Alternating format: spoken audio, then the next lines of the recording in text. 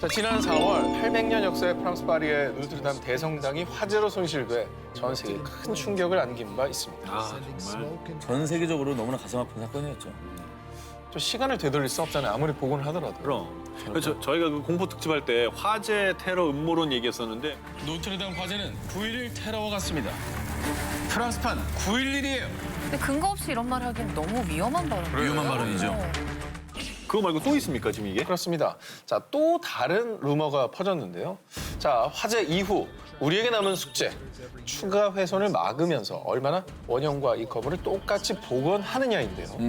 맞아요. 800년 전에 만들어진 거니까 사실은 이 남아있는 부분을 좀 멀쩡하게 내비두면서 복원하는 거 진짜 어려운 일일 것 같아요. 그것보다 불타 없어진 걸 옛날과 똑같이 만들어내는 거. 이것도 쉽지 않은 일입니다. 불탄 부분을 예쁘게 철거하는 것도 진짜 어려울 것 같고. 자, 그런데요. 외신에서 노트르담 대성당 복원 작업이 유명 액션 게임을 토대로 할 것이라는 소식이 전해졌습니다. 왜 액션 게임? 게임을 보고 재건한다는 겁니까? 노트르담 성당. 그럼 말이 돼요? 자, 바로 프랑스 게임 기업인 유사가 지난 2014년도에 출시한 A게임. 자, 프랑스 혁명을 배경으로 한 RPG 게임인데요. 게임 속에 노트르담 대성당이 3D로 등장을 합니다. 우와! 어우! 나 이 게임 하고 싶다.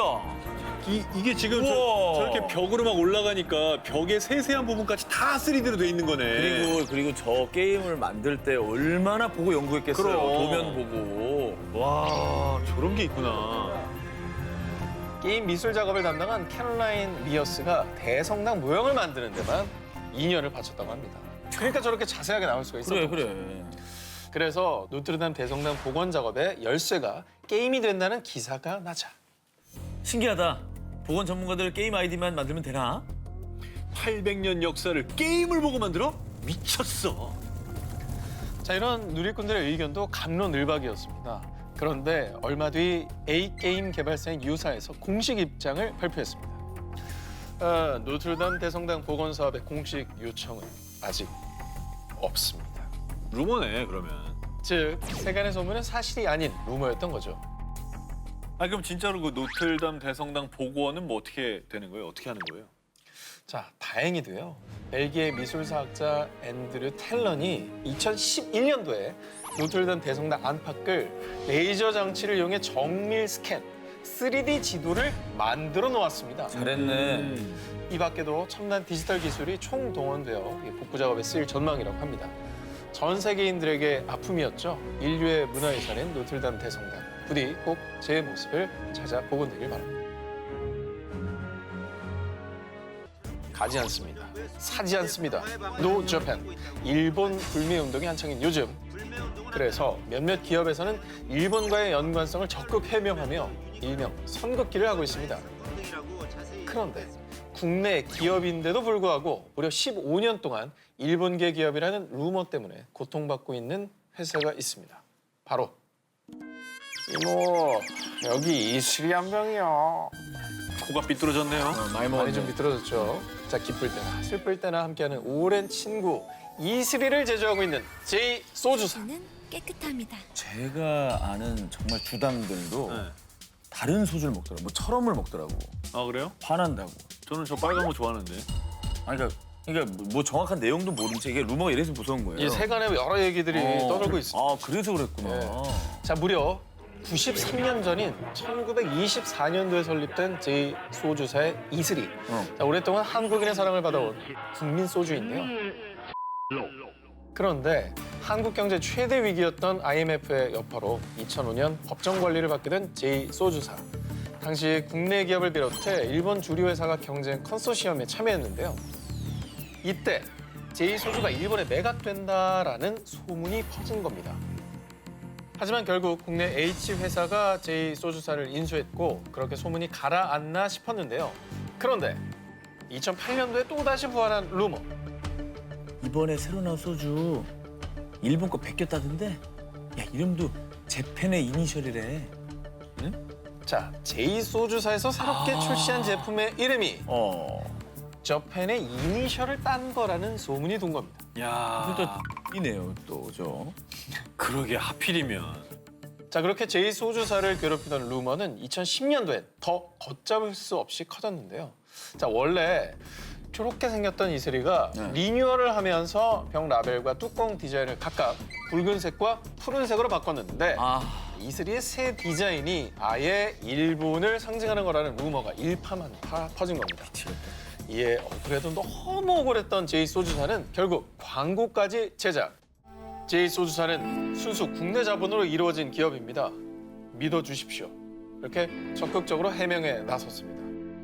근데 저렇게 대문짝만한 광고로 악성 루머는 사실이 아닙니다를 저렇게 대문짝만하게 낼 정도면 정말 이거 너무 억울하다는 얘기예요. 지난 2월 28일 한 대학교에서 개강을 앞두고 얼굴책 H대 대신 알려드립니다 계정에 글이 하나 올라왔습니다. 에이즈 환자가 질병을 숨기고 학교 내 기숙사에 입사한다는 내용이었는데요. 진짜? 아니 그거를 어떻게 알아서 그 민감한 개인정보인데. 글쓴이는 이 커뮤니티의 신입생 게시판에 올라온 캡처 글을 증거로 제시했는데요. 누군가 익명으로 에이즈에 걸려도 기숙사 입사되냐? 라는 글을 올렸던 겁니다. 아니 이게 팩트면은 굉장히 기숙사생들이 불안할 수 있죠, 사실은. 그리고 이 소식이 널리 퍼지면서 학생들 사이에서 나도 모르게 에이즈에 걸릴 수 있다라는 두려움이 커지기 시작했습니다. 일파만파네. 게다가 신입 여학생 중에 에이즈 환자가 있대.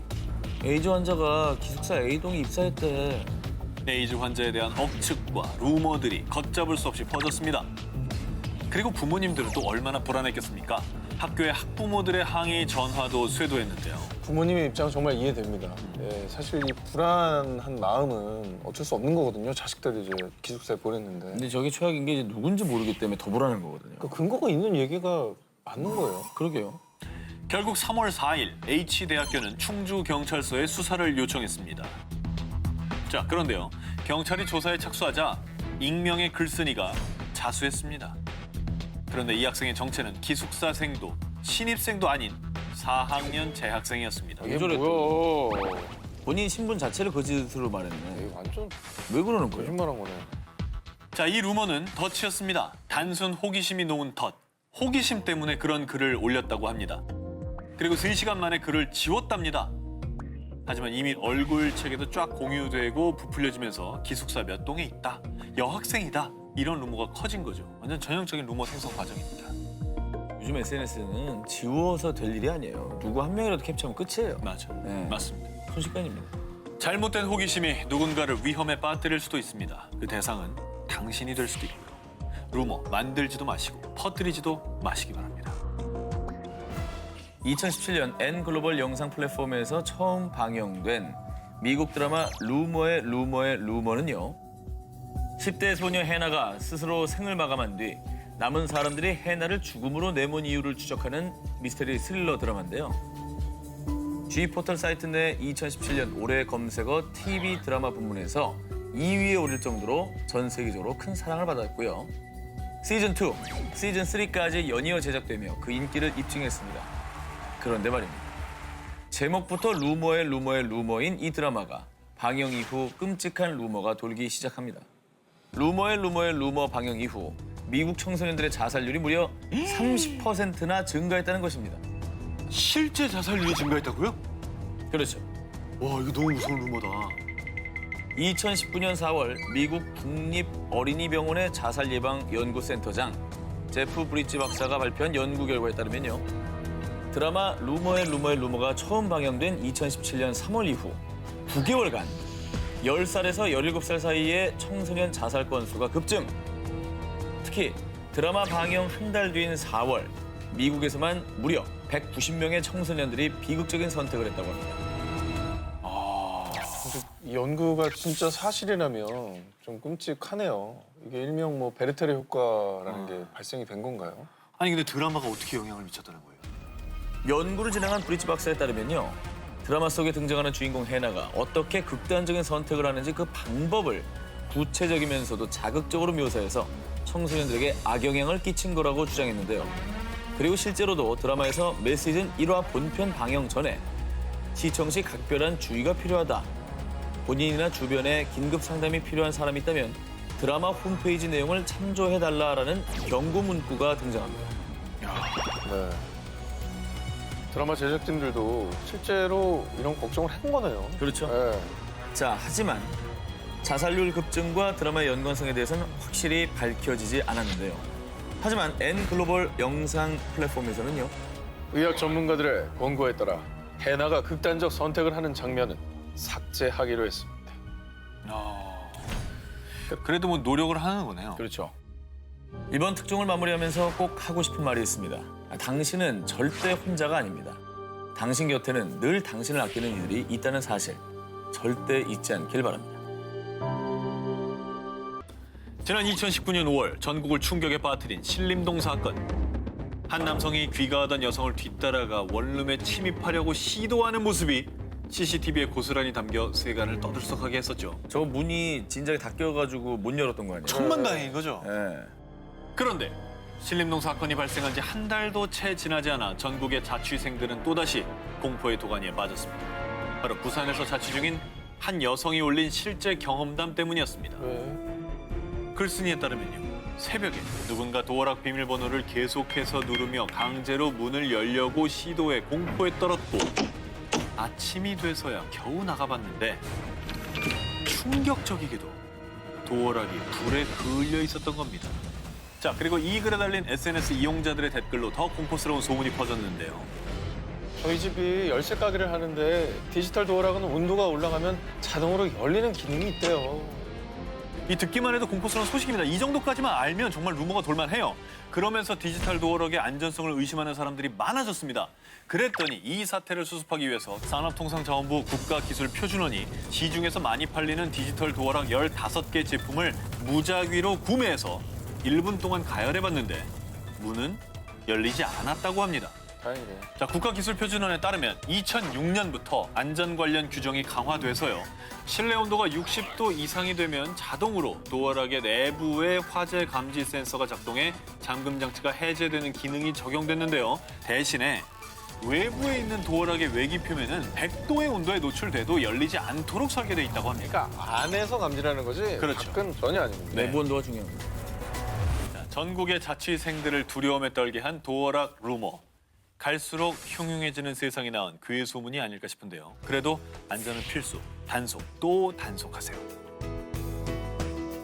2002년 17살의 나이에 1집 앨범 렛고로 혜성같이 등장. 스케이터보이, 마이 해피 엔딩 등의 히트곡을 탄생시키며 팝펑크의 여왕으로 등극한 에이브릴 라빈. 그런데 2018년 한 라디오 방송에 출연한 그녀가 오랫동안 자신을 둘러싼 루머를 두고 분노했습니다.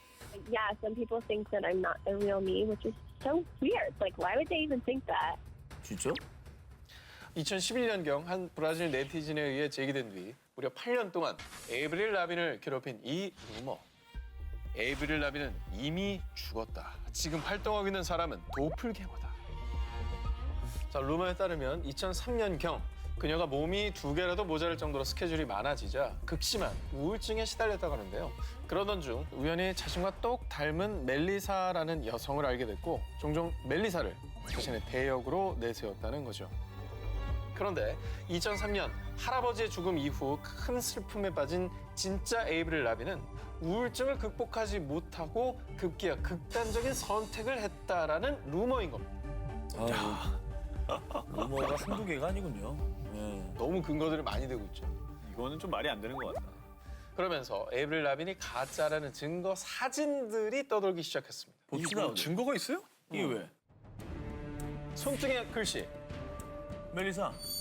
본인은 에이브릴 라빈이 아닌 멜리사라는 것을 나타내란 사진이라고 본 겁니다. 자, 또 다른 증거가 있습니다. 네. 자, 제2의 지문이라는 귀입니다. 귀는 뭐죠? 저 모양이에요. 저렇게 귀 모양이 달라졌다라는 겁니다. 근데 약간 넓어지긴 했네. 자, 이후에 그녀의 오랜 팬들은 루머가 아닌 진실이라 믿으며 에이브릴 라빈의 죽음을 추모합니다. 헐. 멜리사는 진실을 밝혀라! 라는 원성이 자자했고요. 그리고 2015년 이후 에이브릴 라빈이 라인병, 투병 때문에 활동이 더 뜸해지자 그녀의 사망설이 더 급격히 퍼졌는데요. 그래서 결국은 2018년 에이브릴 라빈 본인이 직접 자신의 가짜설을 해명했던 겁니다. 야, 근데 진짜 당사자는 네, 저거 네. 되게 기분 나쁘겠다. 불쾌하죠. 본인이 있는데 뭐 죽었다 그러고 뭐 자, 재미삼아 퍼뜨리는 루머가 누군가에겐 마음의 비수가 되어 꽂힐 수 있다는 사실 절대 잊지 않길 바랍니다. 다음 특종입니다.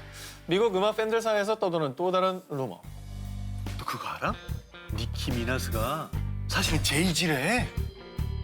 성별이 다른데 무슨 어떻게 말이 되는 소리를 해요. 자, 둘의 사진을 보면 절대 그럴 수 없겠죠. 네. 그럼에도 불구하고 미국 힙합계 제왕 제이지와 퀸 오브 랩 니키 미나즈가 동일 인물이라는 루머가 퍼졌습니다. 좀 더 정확히는 우리가 알고 있는 니키 미나즈가 사실은 제이지의 대역이라는 겁니다. 이 루머가 퍼진 이유는 바로 목소리 때문인데요. Sound till you jot it down. I bring you through the ghetto without riding round, hiding down, ducking strays from frustrated.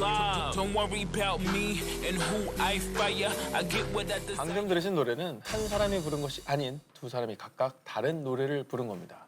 다시 들려드리면요.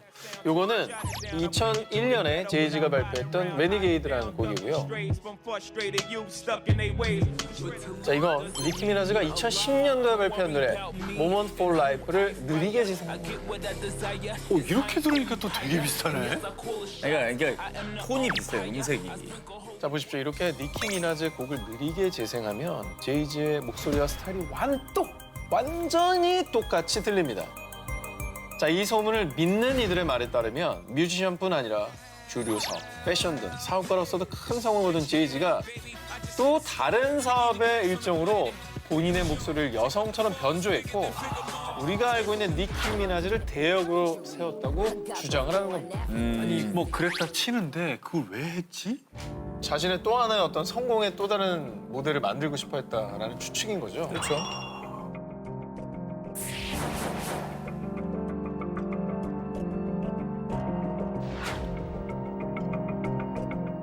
역사상 전 세계에서 가장 많이 팔린 책 1위.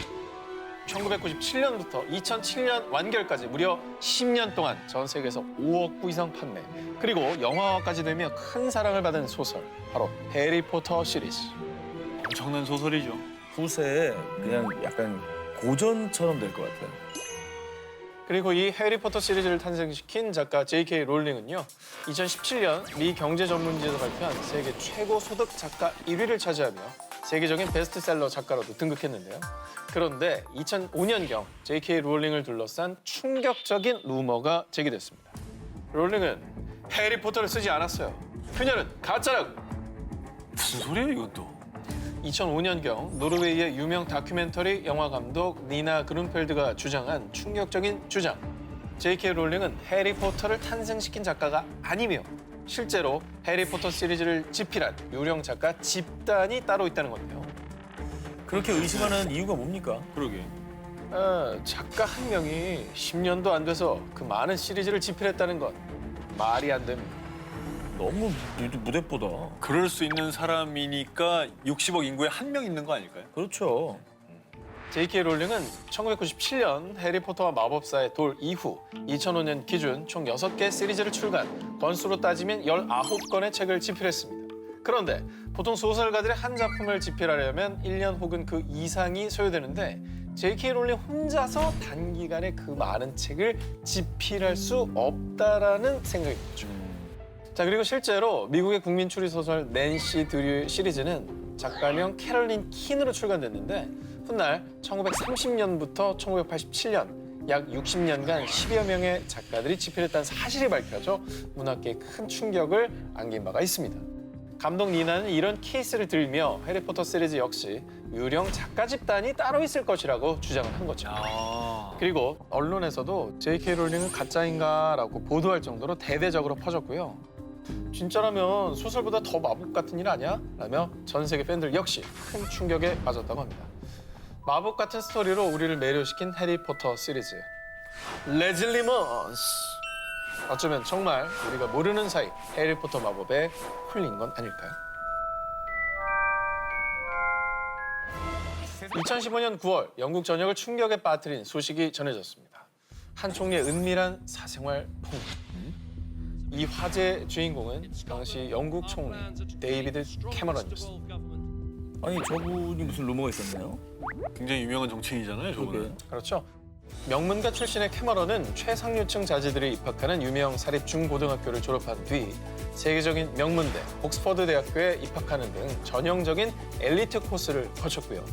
2010년 보수당에 당수했던 그는 43살의 나이로 영국을 이끌 새 총리로 임명, 무려 198년 만에 최연소 총리가 탄생한 역사적인 일의 주인공이기도 합니다. 그런데 2015년 5월 영국의 D 매체에서 출간 예정이던 캐머런 총리의 과거를 폭로하는 책 콜 미 데이브를 단독 입수해 공개를 했습니다. 그 내용은 충격 그 자체. 무슨 내용이 있길래? 자, D 매체가 단독 입수한 콜 미 데이브의 내용에 따르면요. 옥스퍼드 대학교에 재학 중이던 캐머런이 한 비밀 사교 클럽에 가입하기 위해 돼지 머리의 입속에 신체의 은밀한 부분을 집어넣는 외설적인 의식을 거행했고요. 심지어 술에 취해 레스토랑 테이블 위에 올라가 가난한 주제에 감히 어딜 쳐다봐! 라며 가난한 이들을 경멸하는 말까지 했다는 겁니다. 야, 근데 이분은 굉장히 서민들을 위하는 총리라고 알려져 있었는데 이러면 국민들의 배신감이 좀 컸겠네요. 그러게. 전형적인 모범생 또 엘리트 이미지의 캐머런이 대학 시절 방탕하기 짝이 없는 흑역사를 보냈다는 소식에 배신감을 느낀 사람들은요. SNS를 통해 샵 피그게이트, 이 돼지 게이트라는 해시태그를 달아 글을 올리기 시작했고요. 심지어 각종 패러디 사진까지 폭주했습니다. 아, 자, 영국 총리실 대변인은 한 일간지를 통해 입장을 전했는데요. 우리는 그 책에 관심이 집중되지 않도록 그 어떤 대응도 하지 않을 겁니다. 자, 이렇게 얼토당토 않는 이야기니까 일절 대응하지 않겠다라고 밝힌 거죠.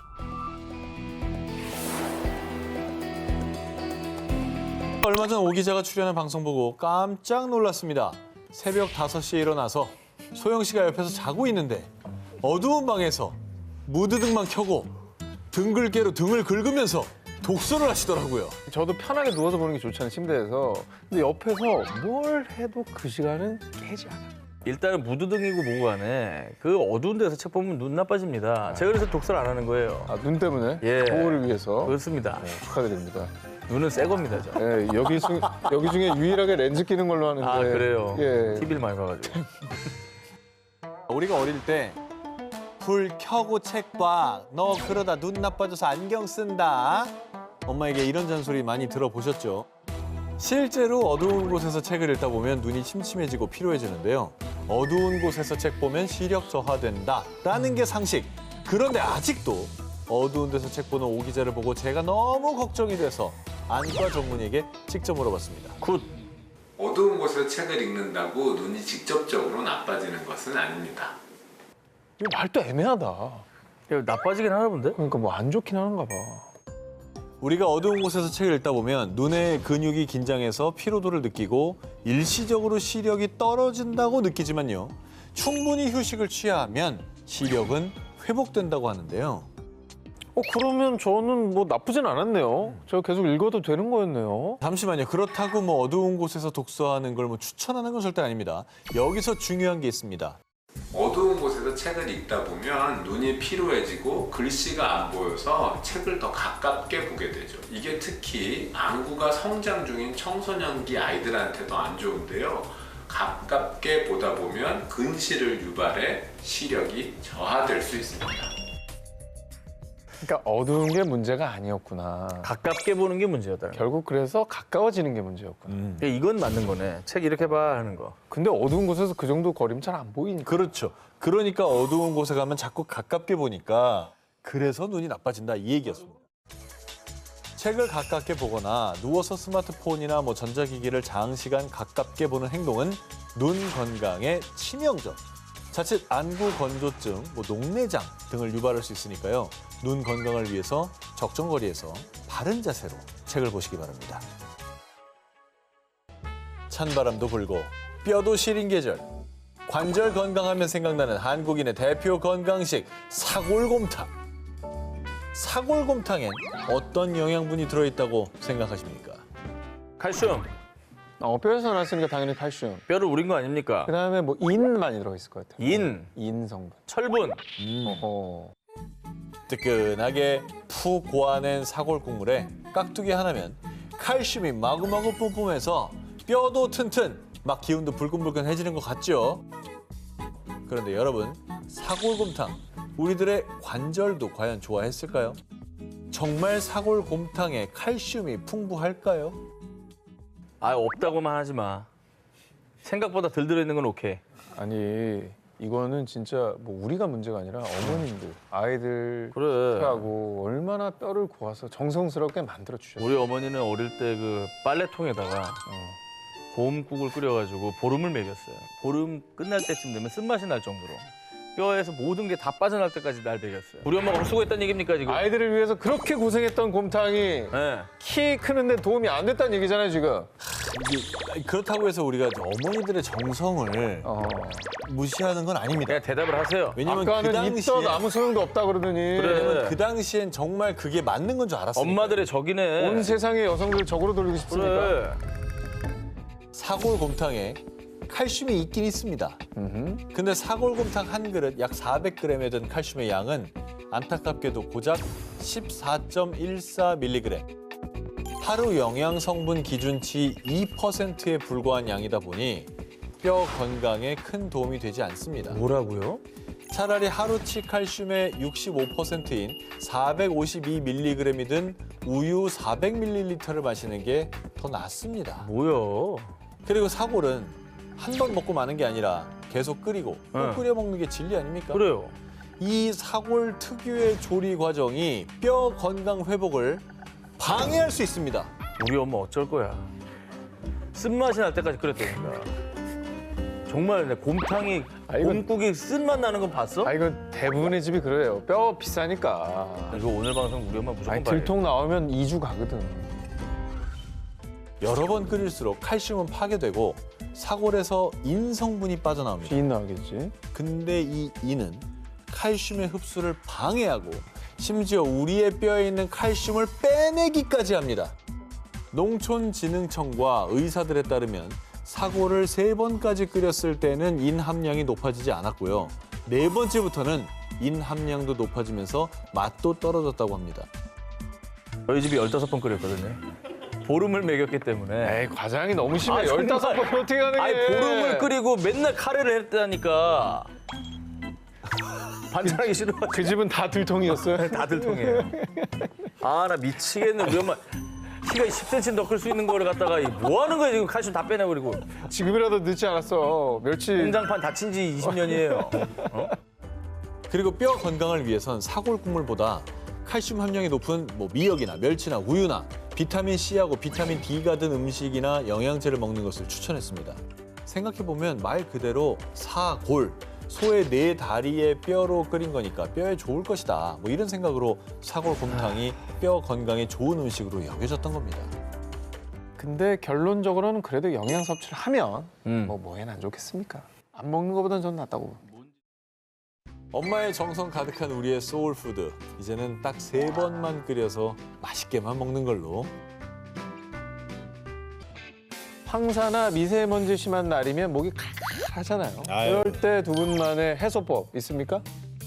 딱 있죠. 삼겹살. 그럼 어허. 삼겹살이지. 그게 플라시보 같긴 한데 실제로 먹어보면은 목이 좀 괜찮아져요. 그럼요. 실제로 미세먼지가 심한 시기에는 아유, 목도 칼칼한데 기름칠 좀 해줘야지. 삼겹살 매출이 증가, 불티나게 팔린다는데요. 특히나 삼겹살에 있는 기름 덕분에 목에 끼어있는 미세먼지가 쉽게 내려가서 삼겹살이 이 미세먼지를 배출시키는 데 특효라고 알고 있기 때문이죠. 어허, 설마 이것도 잘못된 상식인가요? 미세먼지에 삼겹살이 좋다는 그 근거 없는 속설에 불과한데요. 삼겹살은 식도와 위장 등의 소화기관으로 흡수되는 반면 미세먼지가 몸 안으로 들어오는 통로는 바로 호흡기. 즉, 미세먼지와 삼겹살은 체내로 흡수되는 이동 경로부터가 다른 겁니다. 그러니 삼겹살의 기름이 기관지의 미세먼지를 씻어내기에는 어려운 거죠. 또 삼겹살의 불포지방산이 미세먼지 속 중금속과 결합해 배출된다라고 알고 있는 분들도 있는데요. 이 역시 거짓. 불포화 지방산 등 흡수된 지방은 오히려 미세먼지 속 지용성 중금속의 흡착률을 높일 뿐 배출에는 전혀 도움이 되지 않는다고 합니다. 아, 오히려 흡착률을 높여요. 오히려 갖고 오는 거야. 어이구야. 그럼 미세먼지 많은 날에 뭐 먹어야 돼요? 점막이 건조하면 미세먼지가 우리 몸속에 더 잘 침투되기 때문에 충분한 물을 섭취해 주는 게 훨씬 더 중요합니다. 아하. 수분이 보충돼야 촉촉하게 기도가 유지되면서 염증이 발생하는 것도 막을 수 있고요. 미세먼지 등의 몸속 노폐물이 더욱더 효과적으로 배출될 수 있는 겁니다. 우리가 알고 있는 잘못된 상식의 대다수의 해법이 물이네. 그러니까 물이 좋네. 네. 적절한 물을 드시는 게 정말 중요합니다. 그러네. 맛있으면 용서되니까요. 미세먼지 많은 날에는 충분한 수분을 섭취하시면서 몸을 챙기시고 삼겹살로 기분 푸시길 바랍니다. 최근 환경에 대한 관심이 높아지면서 분해되는데 500년 이상 걸린다는 플라스틱 빨대 대신 종이 빨대를 사용하는 게 추세죠. 우리나라도 바로 며칠 뒤인 11월 24일부터 식당이나 카페 등에서 플라스틱 빨대의 사용이 금지됩니다. 그런데 이 플라스틱 빨대의 대체품으로 등장한 종이 빨대. 많은 분들이 종이 빨대는 친환경 제품이라고 생각하시는데 과연 사실일까요? 종이 빨대 우리가 그 분해되니까 도입해서 쓰고 있는 거 아닙니까? 아니 종이잖아. 플라스틱보단 나을 거 아니에요. 물론 종이 빨대가 플라스틱 빨대보다 분해가 쉽고 퇴비화할 수 있는 장점이 있습니다. 하지만 일부 종이 빨대는 일회용 종이컵처럼 액체에 쉽게 녹지 않도록 플라스틱의 일종인 폴리에틸렌 등으로 코팅을 하기 때문에 재활용이 되지 않고요. 그게 아니라고 해도 한 번 사용에 눅눅해지고 오염된 종이 빨대는 재활용 불가. 결국 일반 쓰레기가 되는데요. 그러니까 이게 결국에는 사람들 심리를 안정시키기 위한 수단이었지 결국 환경에 도움 안 되는 거예요. 아니 어쨌든 플라스틱 빨대보단 나을 거 아니에요. 그것만 얘기해 주세요. 종이 빨대가 나무로 만들어져서 환경적으로 좋은 선택처럼 느껴질 수 있는데요. 하지만 미국 환경보호국에 따르면 플라스틱 빨대의 원료인 폴리프로필렌을 생산할 때는 약 907kg당 1.55톤의 이산화탄소를 배출한다고 합니다. 아이고. 종이 빨대를 만들 때 사용되는 일반 혼합지를 생산할 때는 같은 무게라고 했을 때 이산화탄소를 8.45톤 배출. 그러니까 플라스틱을 만들 때보다 약 5.5배 많은 이산화탄소를 발생시킨다고 합니다. 아니 그럼 종이도 완전한 친환경은 아닌 거잖아요. 그렇죠. 그럼 뭐 어떻게 먹어요? 그냥 입 대고 먹어야 되나? 일회용 종이 빨대, 플라스틱 빨대 대신 금속이나 대나무, 실리콘 이렇게 다회용 빨대를 100회 이상 재사용하는 것이 좋은데요. 하지만 친환경 빨대의 본질이 플라스틱 줄이기인 만큼 일상생활 자체에서 플라스틱 제품을 줄이고 음료를 마실 때도 빨대 사용을 자제하는 것을 추천드립니다. 그러니까 친환경 이름이라는 포장에 또 속으면 안 되겠네요. 종이 빨대 무조건 좋다는 인식을 만들 수도 있었을 텐데 그거 아니라는 것도 오늘 방송을 통해서 또 많은 분들이 아셨으면 좋을 것 같습니다. 일회용 컵 대신에 텀블러 사용, 빨대 사용 자제, 일상 속에 이런 작은 행동들로 가져오는 큰 변화. 지금부터라도 환경 보호에 동참해보는 것 어떠세요? 군 생활을 달래준 눈물 젖은 음식이자 군인들의 소울푸드, 뽀글이. 약간 쌀쌀해지는 날씨에 야전에서 저거 먹으면 정말 맛있네요. 기가 막히죠. 기가 막히죠, 진짜. TV, 예능, 드라마 등에서 소개된 뒤에 많은 분들이 따라해 먹으면서도 라면 포장지에 뜨거운 물을 부어 먹는 조리 방식 때문에 환경 호르몬 나오는 거 아니야? 이런 걱정 많이들 하실 텐데요. 식품의약품안전처에 따르면 국내 라면 회사 봉지들은 대부분 한 겹이 아니라 알루미늄과 폴리프로필렌 등을 겹겹이 쌓아 만드는데요. 물이 닿는 안쪽 부분은 폴리프로필렌으로 먼저 결론부터 말씀드리면 뽀글이를 조리하는 것은 환경 호르몬에서 안전합니다. 라고 합니다. 그 이유, 폴리프로필렌은 130에서 150도까지 내열에 강한 소재인데요. 라면을 끓일 때 물은 펄펄 끓는 순간에도 100도에 불과하고요. 라면을 먹다 보면 물의 온도가 식기 때문에 열에 의해 환경 호르몬이 녹아서 검출될 가능성은 거의 없다고 합니다. 다만 식약처에선 라면 봉지에 뜨거운 물을 붓게 되면 화상을 입는 등의 위험이 있기 때문에 가급적이면 조리기구에 먹기를 권고하고 있는 건데요. 사실 좀 찝찝한 느낌이 있잖아요. 있었죠. 저 봉투에 그냥 먹으니까. 비닐이고 그러니까. 저는 요 얘기 들으니까 그 생각 나거든요. 커피 믹스 이 종이컵에 타먹을 때 젓는 거. 결국에 이 젓는 거를 그 봉지로 많이 하잖아. 응. 그러면 이게 환경으로 먹지 않을까 걱정은 됐었거든요. 얘도 안 녹나? 식약처에 따르면 뽀글이는 되는데 커피 믹스는 안 되는 이유. 커피 믹스 봉지를 뜯을 때 코팅된 필름 부분이 벗겨질 수 있고 포장지에 인쇄된 인쇄 성분이 뜨거운 물에 녹아날 수 있다고 합니다. 근데 이건 직장인들이 탕비실에서 많이 하거든요. 그렇죠. 엄청 많이 이거는 하죠. 무조건 차라리 이제 티스푼 같은 거 하나 공용으로 하나 하시는 게 나을 것 같아요. 진짜 안 좋으니까. 언제 어떻게 먹어도 맛있는 라면 안심하고 맛있게 안전하게 끓여 드세요. 상식 테스트 하나 준비하겠습니다. 근데 이게 어. 너무 수준이 좀 떨어지는 질문이라 불쾌하지 마세요. 아니 왜요? 근데 이거 뭐 우리가 학교에서 많이 배웠던 거니까. 상식은 사람마다 다 다르긴 한데 음. 무슨 상식일까요? 아. 뭐야? 질문 나갑니다. 우리의 혀에서 어. 쓴맛을 느끼는 부분은 이 중에 어딜까요? 쓴맛. 몰라? 쓴맛 1번. 요즘에 들은 얘기는 4번이에요? 1, 2, 3, 4 점. 자, 그러면 단맛은 어디예요? 4번. 단맛은 4번이요. 네. 공부 열심히 했네요. 제가 아는 대로 얘기해도 돼요? 오 기자는요? 1, 2, 3, 4.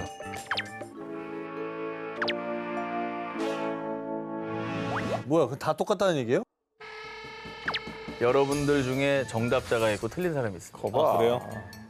바로 틀렸습니다.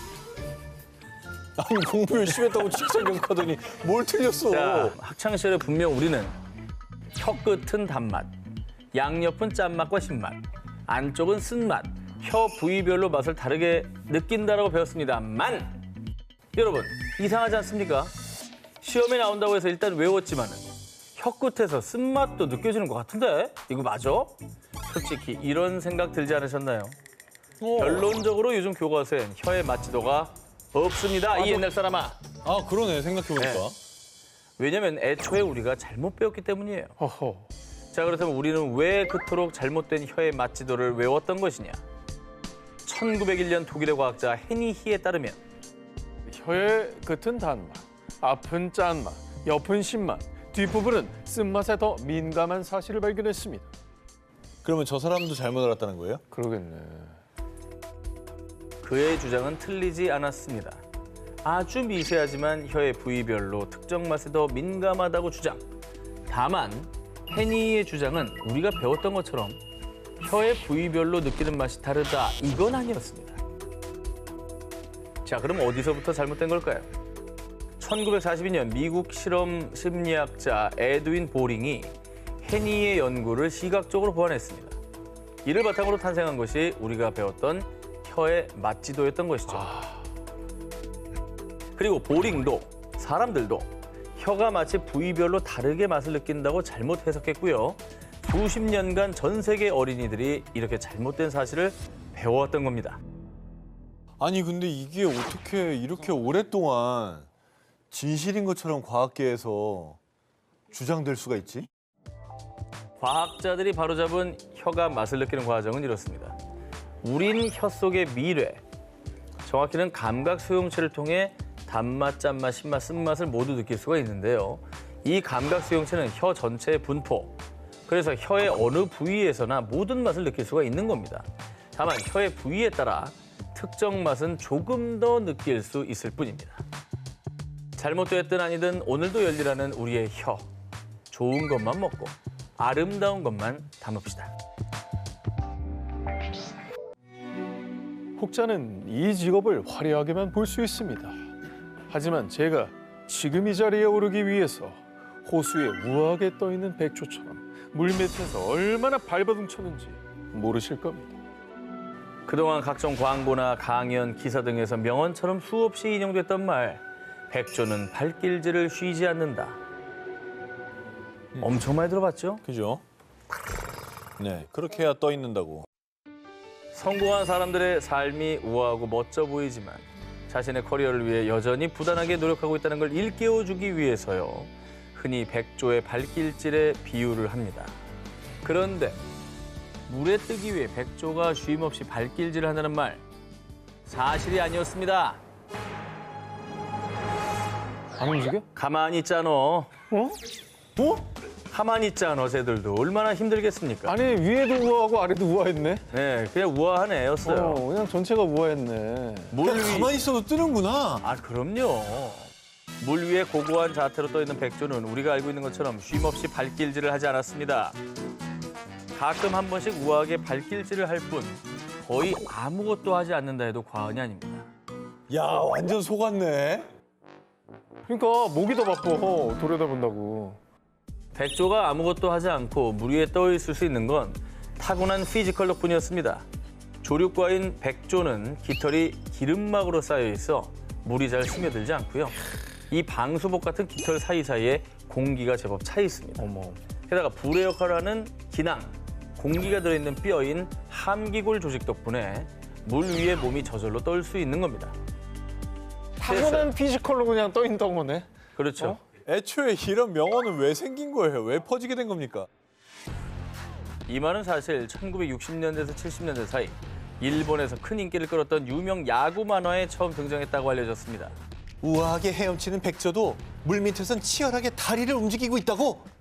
극중의 캐릭터가 경제적으로는 부유하지만 자신이 강타자가 되기 위해 뒤에서 얼마나 피나는 노력을 했는지 어필하는 대사였습니다. 이 대사가 근성, 노력의 상징처럼 퍼지면서 일본을 넘어 한국에서도 백조가 수면 아래에서 쉼없이 발길질을 한다는 오해로 퍼진 겁니다. 만화에 나오는 명대사예요, 이게 되게 심지어. 컸구나. 근성을 강조하고 노력을 강조하는 표현이 워낙 찰떡이다 보니까 퍼진 건데 과학적 근거는 없었네. 그러네. 백조는 물에 떠 있기 위해 아무런 노력을 하지 않지만요. 그렇다고 노력하지 말라는 말이 아니라는 것 다들 아시죠? 우리는 더 좋은 삶을 위해 열심히 노력하는 사람 됩시다. 두 기자님, 요거트는 왜 캔으로 나오지 않는지 생각해 본 적 있으십니까? 자, 유산균 아닙니까? 네. 캔 안에 살아 있겠습니까? 왜요? 금속이랑 만나면 네. 유산균이 변질되거나 죽을 것 같아. 금속이랑 잘 안 맞을 것 같아. 안 맞아요. 오기자도 비슷한. 아니 유산균 통이 저 금속에 나오는 거 봤냐고. 그렇다면 이건 어떻게 생각하십니까? 이게 뭐야? 요거트 제조 시설입니다. 스텐이네? 보시다시피 스테인레스 재질입니다. 말씀하신 대로라면 유산균 절대 금속에서 제조하면 안 되는 거 아닙니까? 배양할 땐 괜찮아요. 바로 떠내서 바로 저기 플라스틱에 담아내요. 그러니까 이게 편견인 건가? 유제품 캔에 안 먹는 게? 편견이라고? 배양되기 전이라 그러면. 생각해보면 태생부터 금속과 가까웠던 요거트. 하지만 오래전부터 쇠숟가락으로 요거트를 먹으면 유산균이 죽는다라고 알고 계신 분들이 많습니다. 결론부터 말씀드리자면 사실이 아닙니다. 아이고. 이게 요거트 우리가 시중에 파는 것도 플라스틱 숟가락이다 보니까 상상을 못했던 것 같아요. 쇠숟가락으로 먹는 걸. 요거트는 우유에 유산균을 넣어서 발효시킨 건데요. 유산균은 발효 과정에서 우유에 유당을 분해해서 산성인 젖산을 만듭니다. 이 젖산이 요거트 특유의 새콤한 맛을 내는데요. 젖산의 산성 때문에 금속 숟가락과 만나면 산화 반응을 일으키고 유산균이 사멸된다는 말이 돌았던 겁니다. 너무 똑똑했던 거네. 하지만 요거트의 산성은 굉장히 약하기 때문에 쇠숟가락으로 요거트를 먹는 그 짧은 시간 동안 산화 반응이 일어나서 유산균이 사멸할 가능성은 아주 희박하다고 합니다. 그러면 쇠숟가락으로 막 퍼먹어야겠네. 그 플라스틱은 환경에도 안 좋지 않습니까? 오. 우리는 닦아 쓸 수 있는 쇠숟가락 써도 되겠네. 그래. 그러면 뭐 쇠랑 만나면 뭐 사멸하고 이거는 가능성조차 없었던 터무니없는 얘기였던 건가요? 일반 철 같은 산화하기 쉬운 금속에 요거트가 오랜 시간 접촉한다면 유산균이 파괴될 수도 있습니다. 하지만 숟가락은 녹이 쉽게 생기지 않는 스테인리스로 만들어지는 데다가 결정적으로 앞서 보여드린 것처럼 요거트 제조나 발효 시설들도 스테인리스 스틸 소재로 만들어졌기 때문에 애초에 이게 성립이 안 되는 거죠. 말이 안 되네. 그러니까 뭐 영양소 파괴 걱정 이런 거 하지 마시고 쇠숟가락으로 편하게 드셔도 됩니다. 다만 코팅이 벗겨진 금속 용기에 덜어서 장시간 보관할 경우에는 산화 반응이 일어날 수 있어서 주의하셔야겠습니다. 그러니까 애초에 제조 시설이면 저게 다 파괴됐다는 얘기 아니야. 그러네. 그건 말이 안 되죠. 근거 없이 떠들었던 잘못된 상식. 이제는 일회용 플라스틱 숟가락 대신 쇠숟가락으로 안심하고 요거트 드시기 바랍니다. 우리 어머님들 이 화초를 키울 때 애정을 듬뿍 담아서 키우시잖아요. 그리고 요즘 뭐 MZ 세대들도 이 반려식물이라면서 정성껏 식물을 키우는 식집사 분들이 많은데요. 혹시나 두 기자님은 뭐 이렇게 양파를 만약에 수경 재배하는 모습 보신 적 있으시죠? 본 적 있어요. 예. 이 두 양파 중 어느 양파가 더 잘 자랄까요? 사랑해. 짜증나. 보통 이렇게 뭐 물 주면서도 사랑해 사랑해 하면 잘 자란다 소리 하잖아요.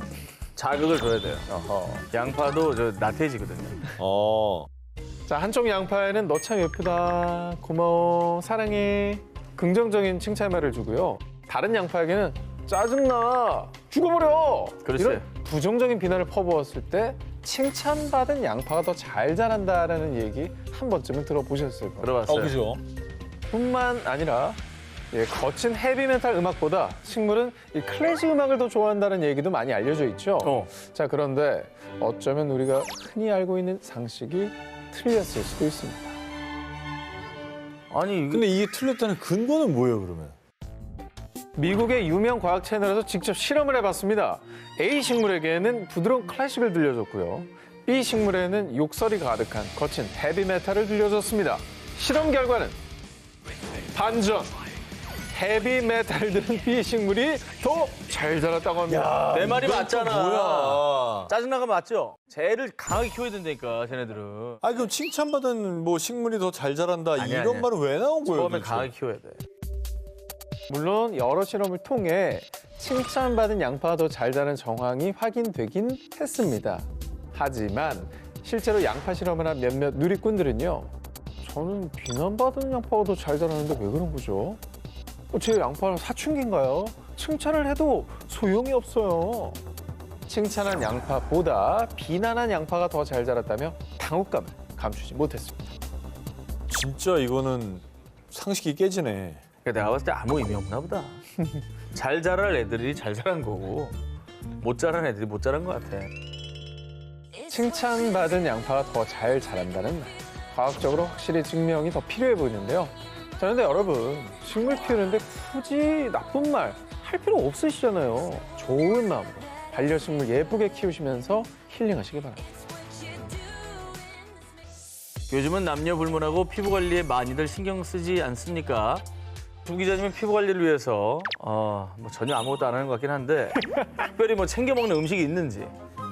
저는 음식보다도 수분 섭취. 아하. 예, 물을 많이 먹으라고 하다고. 좋죠. 저는 콜라겐. 어떻게 뭐 가루로 아니면 네, 가루.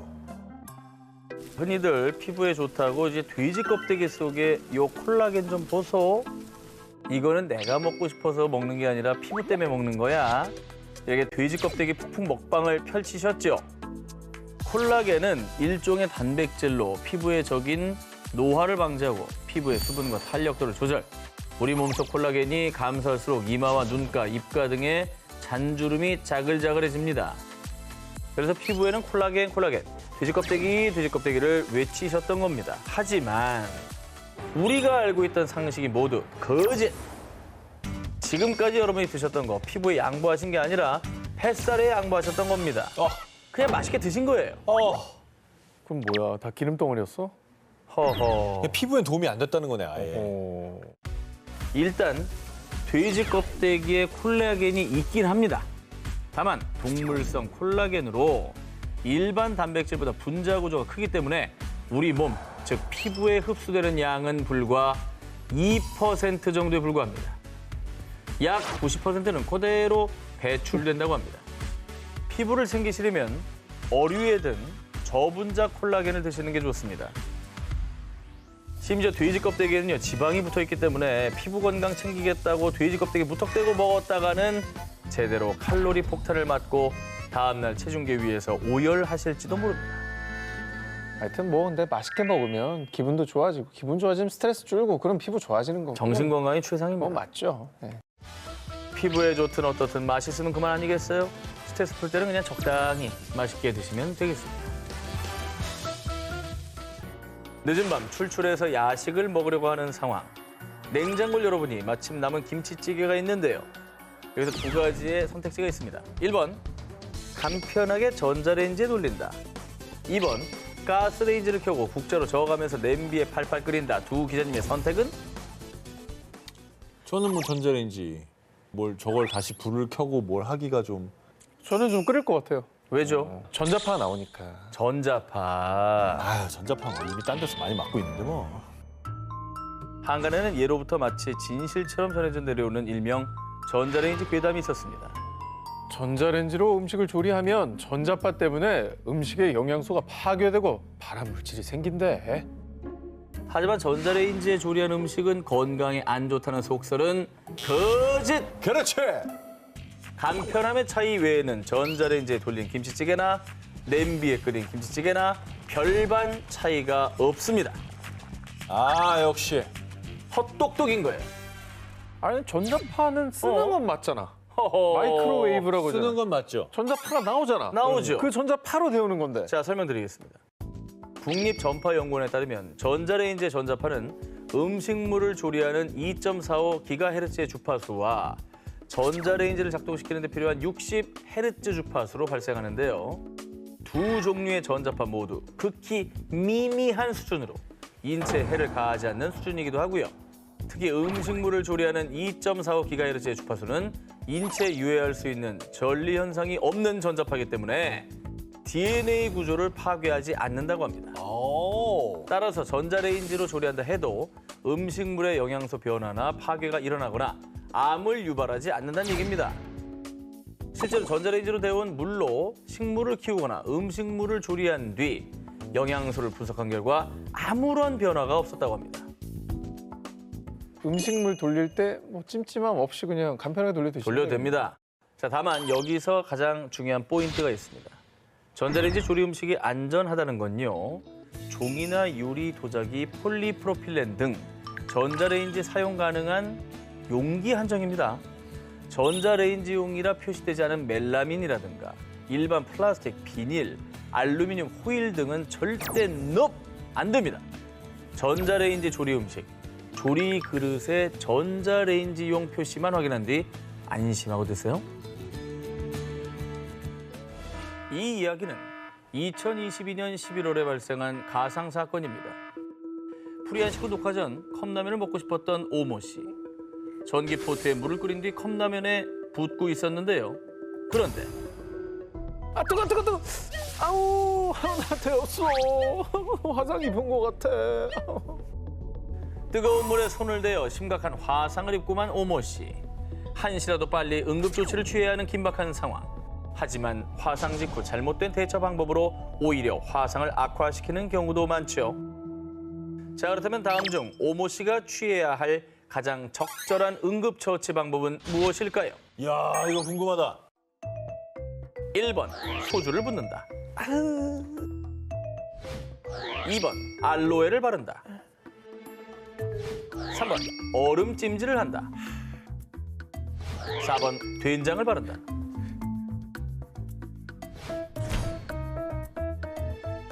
아, 저는 이거 정답을 알고 있는데요. 아, 그래요? 네네. 아, 저는 이걸 이유까지 설명할 수 있습니다. 알로에를 바른답니다. 알로에를 바른다. 네. 역시 위기탈출의 원조 MC이니만큼. 자, 그러면 소주. 소주를 붓는다. 이게 맞다. 그 소독이 될 것 같아. 그러면 화상시 응급처치 방법. 정답은 모두 틀렸습니다. 나는 그렇다 쳐. MC 자격 사망. 말씀드린 보기들 모두 잘못된 화상시 응급처치 방법들입니다. 특히 소주와 알로에, 된장을 바르는 것은 너무나 유명한 민간요법들이지만요. 심각한 화상시 사용하면 오히려 통증이 더 심해지고 2차 감염을 유발할 수도 있어서 위험하다고 합니다. 그리고 두 기자님을 포함해 많은 분들이 의아해하셨을 듯한 오답, 바로 얼음 찜질이죠.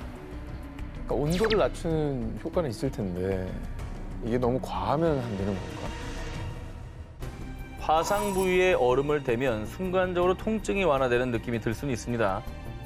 하지만 화상외과 전문의에 따르면요.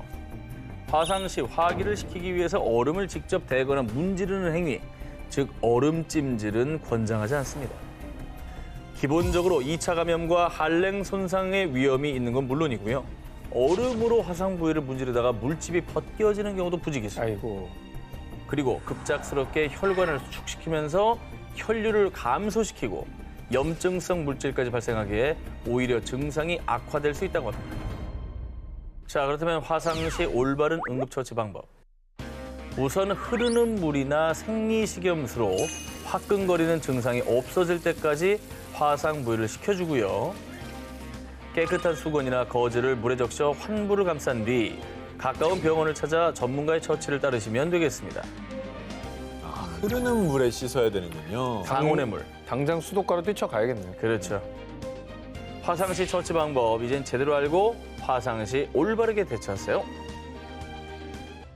추억의 만화 알프스 소녀 하이디에도 등장하는 유명한 견종 세인트 버나드는 주로 스위스 알프스 산맥에서 길 잃은 산악인들의 목숨을 살리는 인명 구조견으로 유명한데요. 근데 목에 수통 같은 거 메고 있는 거 보이시죠?